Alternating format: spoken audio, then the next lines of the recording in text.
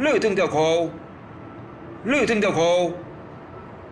ว่าถอยเลยเหม่งมึงเหล่าสิว่าเลือหล่อจำอย่าปากว่าเลือจะเห่าแซ่เลือเทียวอ่ะว่าถอยเลือ lư miệng kêu là mùi hò hò là ăn mò là bồi จุดแม่ขอเทียวโลกไอ้กอพ่อนะว่าจ่อเซ็งแซ่ซาจับหัว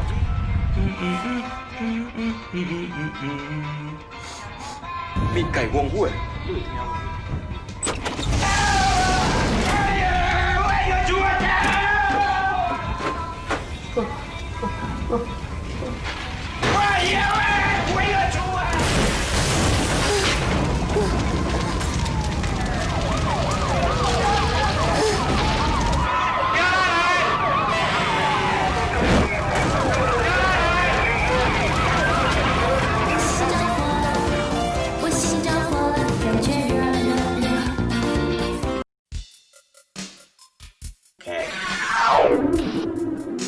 Trump, 73, made an unscheduled trip to Walter Reed National Military Medical Center in Bethesda, Maryland on Saturday, a visit that remained shrouded in secrecy for 2 days as Trump stayed away from the public eye and White House dodged questions about his health. In a memo released by the White House late Monday, Trump's doctor, Sean Conley, wrote that Trump's interim checkup had over the weekend been routine. The checkup ironically occurring at the onset of the impeachment proceedings against the president, which had already served justice to a number of his co-conspirators on charges such as witness tampering, interfering with elections, embezzlement, and of course, extramarital affairs. It remains to be seen whether the president himself will actually serve out the remainder of his term. He has already been fined $2 million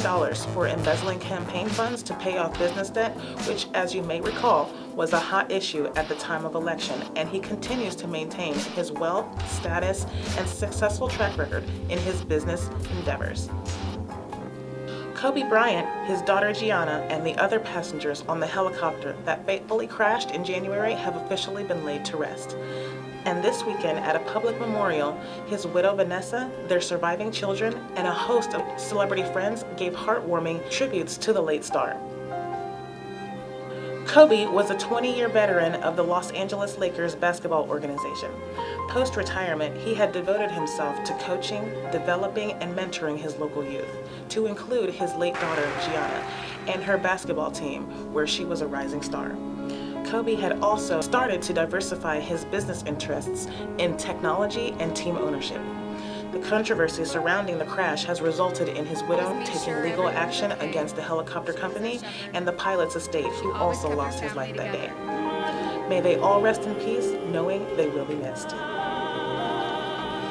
2020 has been quite the whirlwind so far, but back in January, just 4 days after the notorious White House crony Roger Stone is sentenced after being convicted of obstruction of justice, the House Judiciary Committee's Special Counsel Chairman Norm Eisen has stepped down, ending his tenure of just 1 year as counsel. He succeeds Robert Mueller, who started the investigation shortly after Trump took office, and takes his leave as his team leads it to close. If the president were to issue pardons that themselves amounted to the obstruction of justice, that could be grounds for prosecution for violating the law or for congressional proceedings, including censure or impeachment. I believe a president can be prosecuted for obstruction of justice, including for an obstructive pardon, but many believe, and I agree with them, that Trump is issuing pardons strategically to send a message to those who may be cooperating with the investigations of him, including the investigation by Special Counsel Robert Mueller, or to others who may be considering cooperating because they feel that they may be indicted by Mueller or by parallel investigations going on. Eisen was quoted as saying, "To me, it speaks to the great majesty of the age of Trump so far. He is not sweeping all before him away. Liberal democracy and the rule of law still have many champions, and I was proud to play a small part." Shortly after Congress was positioned to get the president out of office, or at the very least, not re-elected, murmurs of a foreign virus wreaking havoc abroad started to hit our airwaves and news feeds. $1,200 and 100,000+ deaths later, we have seen our nation begin to lift quarantine restrictions as coronavirus continues to drive from the back seat. And it was back to business as usual for law enforcement as we saw 3 high-profile murders of African-American everyday citizens: Breonna Taylor, Ahmaud Arbery, and most recently, Mr. George Floyd. The current administration has yet to properly address the situation as far as appropriate arrests and charges for the perpetrators in each case, and even sending in military reinforcement for the local police nationwide. Adding to the police state we are currently living in, we will continue to follow the developments as they occur and as they affect the upcoming elections. This is Natasha Oliver for WOMS.